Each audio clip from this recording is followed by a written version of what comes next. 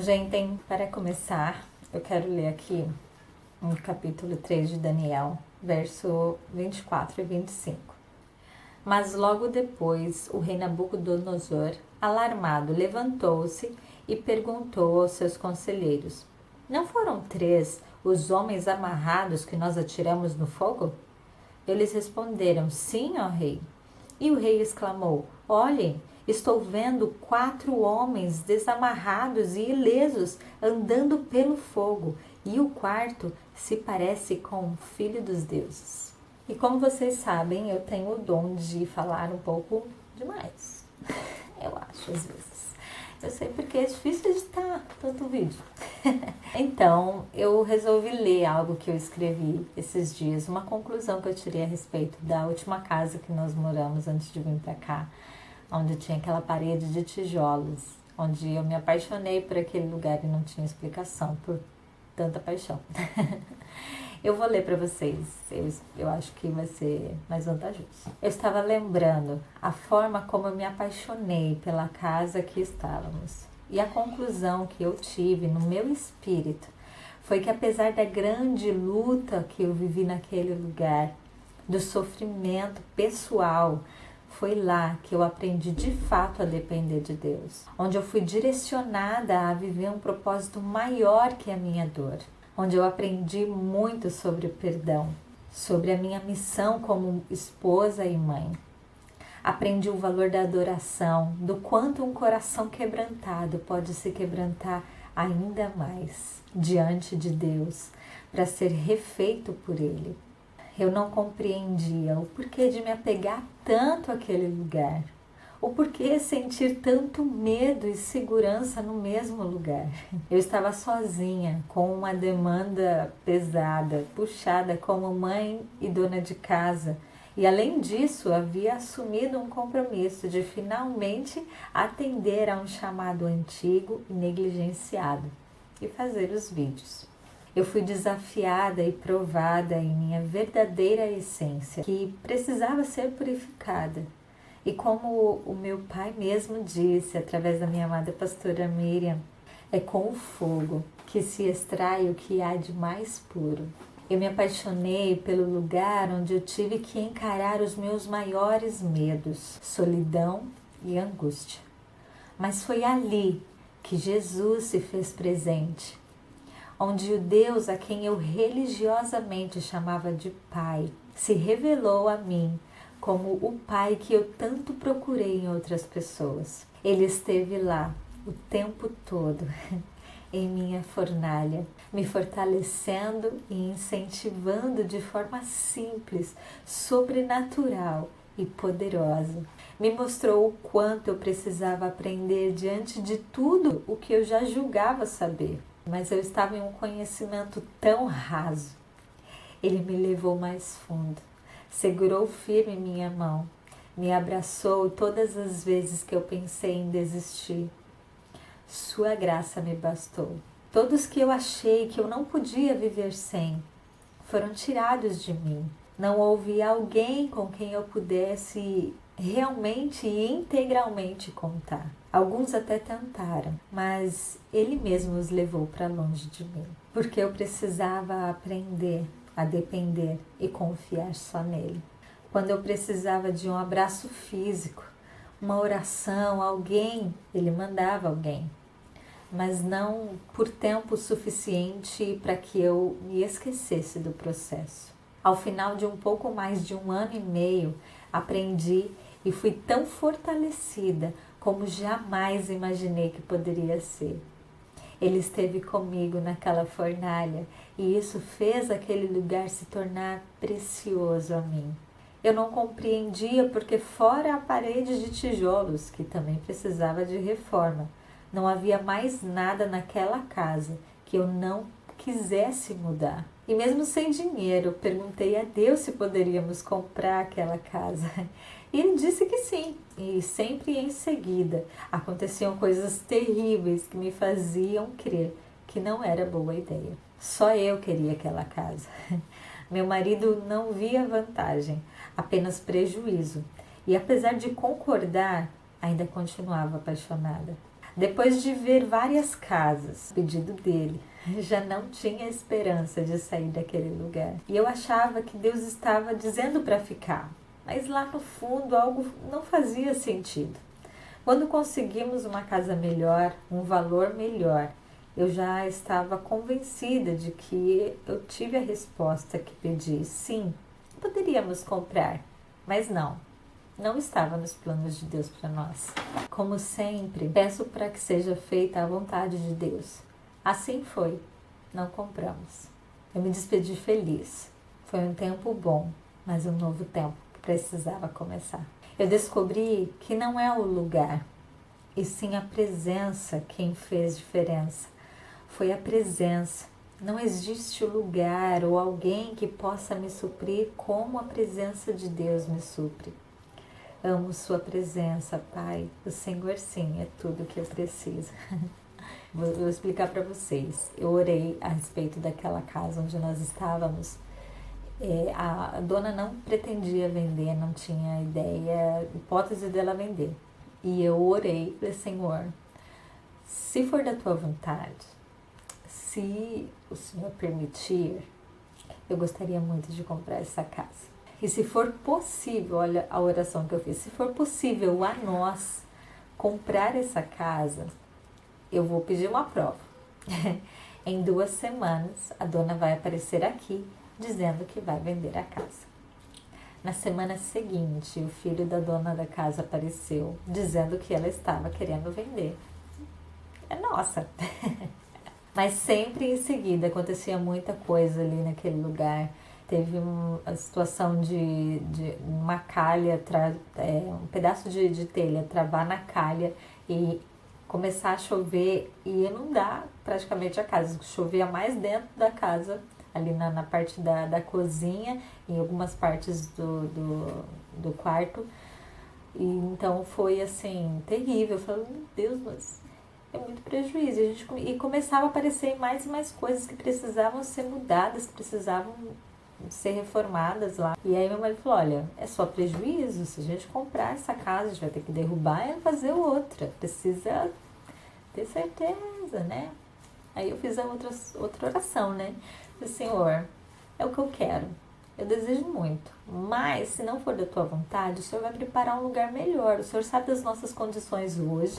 Nós precisamos reduzir esse valor de aluguel e não queremos mudar para uma casa inferior. Então, ajuda nós aí, né? E eu fui procurando outras casas e nenhuma se comparava àquela, porque apesar de ser uma casa antiga, ela tinha muito espaço, tinha um quintal maravilhoso, tinha um pé de acerola de jabuticaba no fundo da casa. E era um lugar gostoso, tá? Um bairro tranquilo. E quando nós viemos aqui ver essa casa, vim eu, minha mãe e meus filhos, né? Meu marido estava em São Paulo. Ele escolheu a casa pela internet, falou, ó, vai lá dar uma olhada, né? Vi a casa, falei, cara, é fantástico, mas eu duvido que reduzam esse valor de aluguel. Fui na imobiliária e falei assim, olha, show, mas queria reduzir o valor do aluguel. Eu ia até falar um valor um pouco maior. Aí a mocinha da imobiliária falou assim, você quer jogar tanto? Que era abaixo ainda do que eu queria. Falei, se colar, né? Vai que cola. E colou. Na semana seguinte, a proprietária aceitou e as coisas se desenrolaram de uma forma assim, muito tranquila. A gente conseguiu entrar com um fiador, coisa que a gente não conseguiu na outra casa.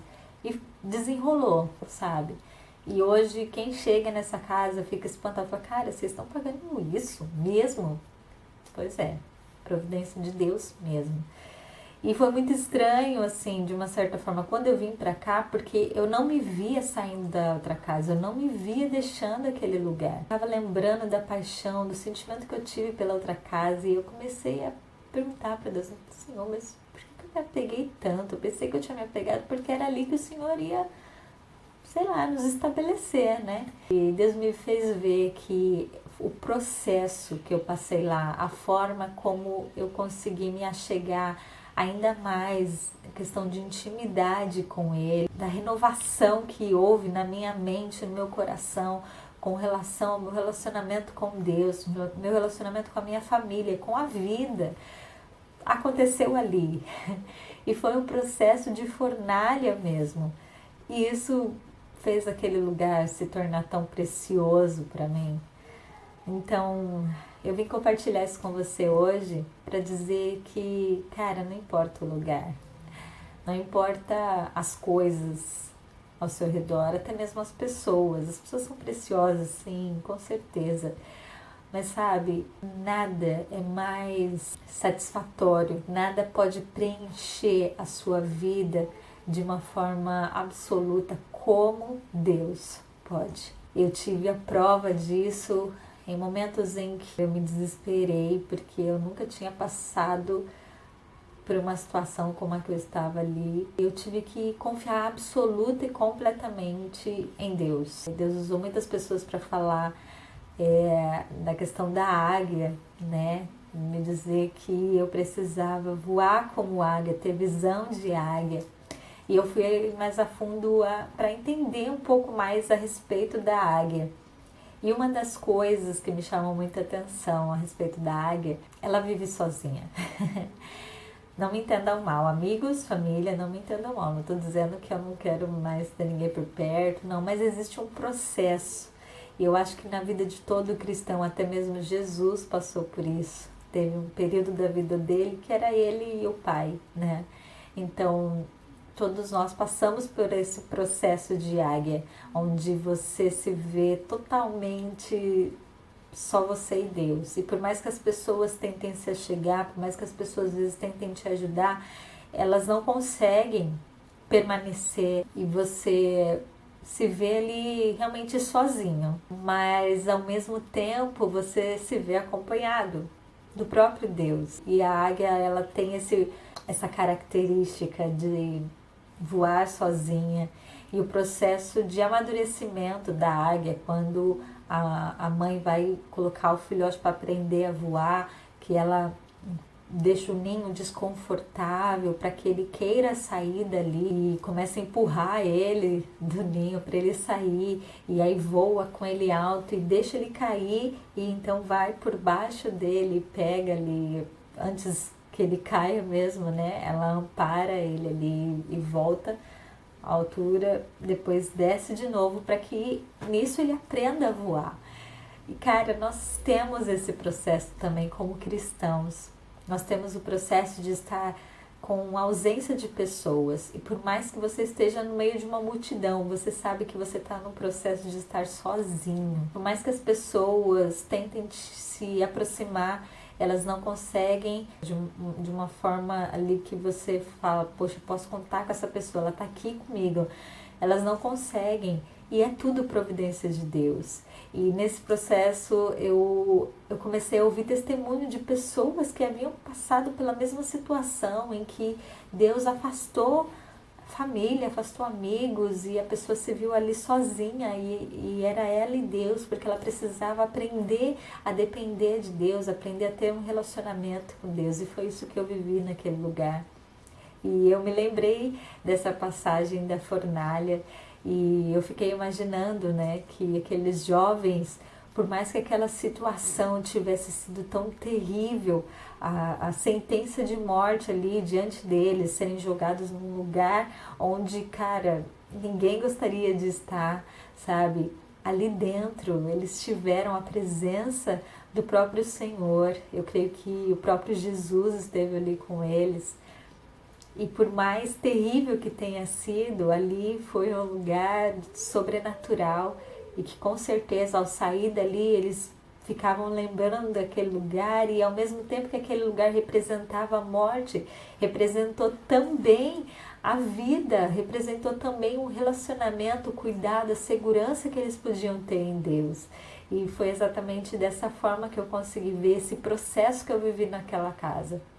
Hoje eu tenho a minha mãe aqui comigo, e é com certeza muito mais leve do que era antes, mas ainda estamos num processo, né? E todos nós passamos por um processo, todos nós temos um tempo de preparação para que a gente viva integralmente, com qualidade, o propósito que Deus tem para as nossas vidas.